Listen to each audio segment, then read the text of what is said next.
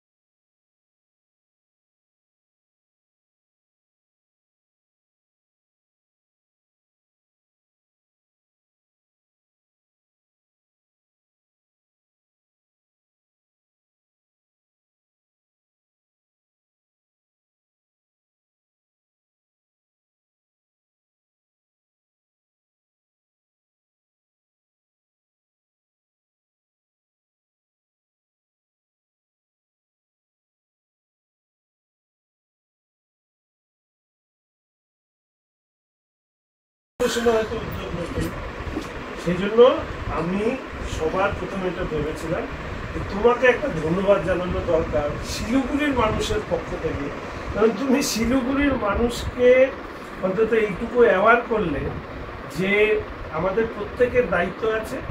তোমার যতটুকু ছিল তুমি করেছো, এরপরে ফুড সেফটি কর্পোরেশন যাদের যেটা দায়িত্ব সেটা করছো, কিন্তু খাওয়ার জায়গায় এই ধরনের আমরা কি খাচ্ছি এটা যদি আমাদের শহরের মানুষ না উপলব্ধি করে বা ব্যবসায়ী বন্ধুরাও যদি এটা ভাবে যে যা মনে হবে আমি সেইভাবে করবো, তাহলে আমাদের শহরই বিপদে পড়তো।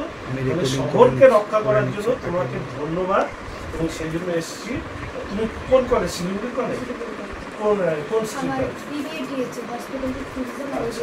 আচ্ছা, মানে কমার্সের। আচ্ছা, ঠিক আছে, ভালো করে পড়াশোনা করো, আর কোনো দরকার কোনো সহযোগিতা তুমি কখনো মনে হয় ভালো। অনেক আমি ঋষিকার বাড়িতে এসেছিলাম, অনেকেই এখন ঋষিকার নাম জেনেছে এই কারণে ও খুব সহজ এবং স্পষ্ট ভাষায় যে কথাটা বলেছে সেটা হচ্ছে যে আমি একটা সত্যি কথা বলেছি। সত্যি কথাটা কি, যে খাবারের মধ্যে পোকা ছিল, বিরিয়ানির মধ্যে পোকা ছিল, এবং সেটা যখন প্রকাশ পায় পরবর্তীকালে কর্পোরেশনের পক্ষ থেকে উদ্যোগ নেওয়া হয়েছে বা অন্যান্য ডিপার্টমেন্ট যারা ফুড সেফটির দায়িত্বে আছে তারা উদ্যোগ নিয়েছে। আমি মনে করি এটা হচ্ছে জাগ্রত জনতার উদাহরণ। জনতা যদি জাগ্রত থাকে তাহলে এই ধরনের অনেক কাজে প্রশাসন তাদের দায়িত্ব পালন করতে বাধ্য হবে। না হলে এতদিন ধরেও তো এই ঘটনা চলছিল, কিন্তু কখনো তো প্রশাসন রেড করেনি। রেড করার পরে যে জিনিস আমরা দেখলাম তাতে আমাদের আটকে উঠতে হলো যে খাবারের যারা ব্যবসা করছেন বিভিন্নভাবে তাদের প্রতি সম্মান রেখেই আমি বলছি, যে জিনিস চোখের সামনে ফুটে উঠেছে এটা যদি সত্যিকারের হয়ে থাকে বা এইভাবে যদি চলে, এটা তো একটা সামাজিক অপরাধ করছে। আমি অনুরোধ করব যাতে এই ধরনের ঘটনা কোথাও না ঘটে।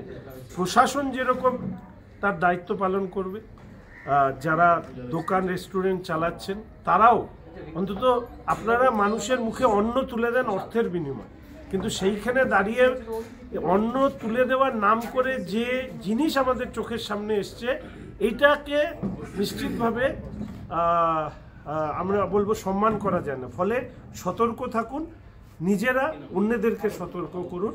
আর মানুষের কাছে একটাই অনুরোধ, ঋষিকা যে কাজ করেছে একজন কলেজের ছাত্রী, ও সিম্পলি যেটা ভুল সেটাকে তুলে ধরেছে। মানুষ যদি এই ভুলগুলোকে ধরে, শুধু খাওয়ারে পোকা কেন, রাজনীতিরও পোকাগুলোকে মানুষ তুলে বাইরে ফেলে দিতে পারবে, কিন্তু মানুষকে এই কাজ করতে হবে। তাই খাবারের পোকার সাথে সাথে রাজনীতির পোকাও দূর হোক, এই ধরনের জাগ্রত জনতার মাঝখানের মধ্যে দিয়ে এটাই এনেছে।